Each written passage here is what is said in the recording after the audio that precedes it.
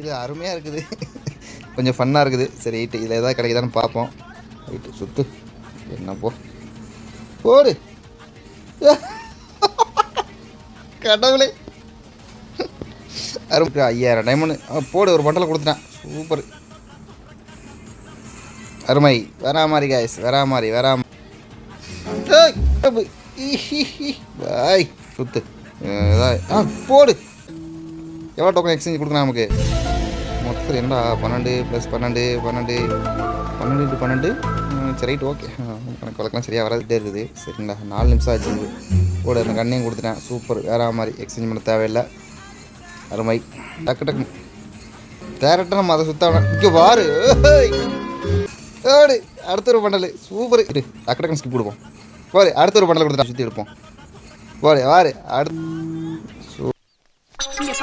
First இது ஒரு 300 கொடு.